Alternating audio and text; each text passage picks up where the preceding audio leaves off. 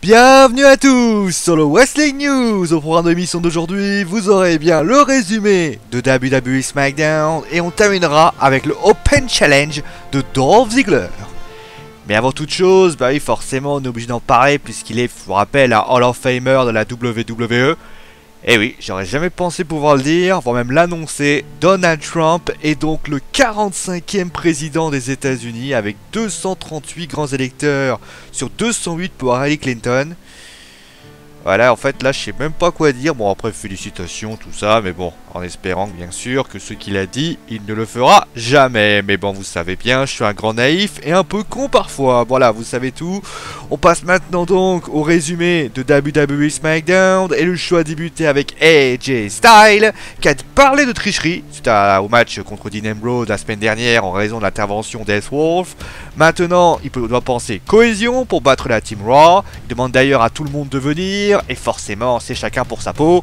Et Shane arrive, tente de garder une certaine cohésion car c'est ainsi qu'ils battront la Team Raw. En tout cas, là, du côté de la Team SmackDown Tag Team, ce sont la Team Breezango qui se qualifie en battant les Vaudevillians avec un Falcon Arrow. Du côté de Naomi, victoire contre Natalia avec un Small Package. Nous avons ensuite un match entre Kalisto et Baron Corbin et aucune victoire puisque Corbin a tenté d'attaquer Kalisto mais s'est blessé au genou. Et donc suite à cela, il est retiré de la Team Superstar SmackDown. Vient ensuite alors le match pour le titre féminin, Becky Lynch contre Alexa Bliss. C'est d'ailleurs le match qui aurait dû avoir lieu bien sûr à No Mercy. Malheureusement il y avait eu la blessure de Becky. Et devant tout le peuple écossais, c'est encore plus beau. Elle conserve sa ceinture avec un Dishammer. Et avant le main event, Kurt Hawkins, et ça c'est plutôt dramatique aussi pour Apollo Crews. Il perd Apollo Crews puisque victoire de Kurt Hawkins avec un roll-up. Et donc main event 6-man tag team match, ce sont les Wyatt qui ont battu Dean Ambrose, Ellsworth et Kane par un Sister Abigail sur James Ellsworth. Donc après le combat, ça part en vrille et on apprend alors que c'est Shane McMahon qui remplacera Baron Corbin au Survivor Series. Et ce match conclut d'ailleurs le show. D'ailleurs j'en profite pour annoncer que Shane McMahon devrait a priori avec son équipe accepter l'invitation de sa sœur pour venir tout simplement à WWE Raw pour confronter la Team Superstar Raw. Voilà, vous savez tout. Donc au niveau de l'Open Challenge, justement on va parler quand même de ce qui va se passer puisqu'il y aura également bien sûr les 3 teams sur Survivor Series qui auront lieu. Le Goldberg contre Brock Lesnar, mais il y a également l'Open Challenge. Et oui, le Open Challenge, Dolph Ziggler contre quelqu'un. Voilà, à la semaine dernière c'était ça.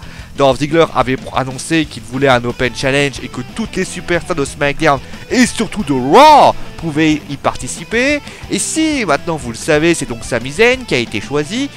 Il semblerait qu'il y avait quelqu'un d'autre qui aurait pu être choisi.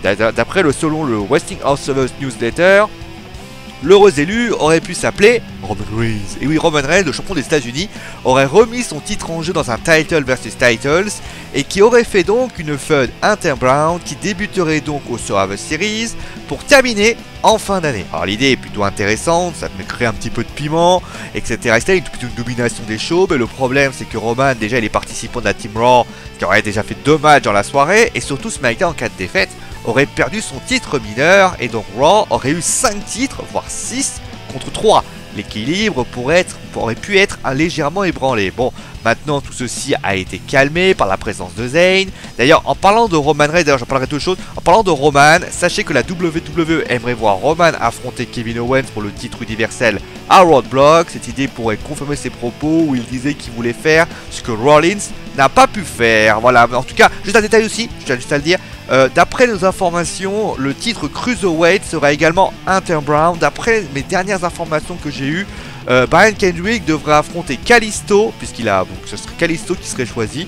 Et donc Kalisto affronterait donc Brian Kendrick au Survivor Series ou alors à SmackDown. J'ai pas trop d'informations, mais en tout cas le titre poids moyen lui sera également en jeu.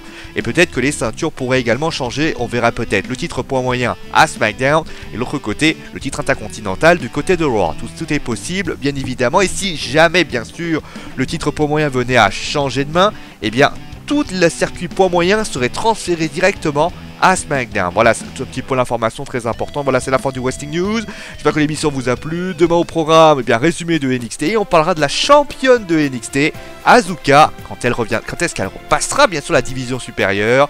On vous dit ça demain. Voilà, vous savez tout. Passez donc bien sûr une très bonne journée. N'hésitez pas bien sûr à aimer, partager et vous abonner. Vous avez sûr kiffé cette vidéo. N'hésitez pas bien sûr aussi à donner vos retours, positifs ou négatifs. Et on se retrouve donc demain. Passez des bonnes journées. S'il pleut, bah prenez un parapluie et ciao tout le monde.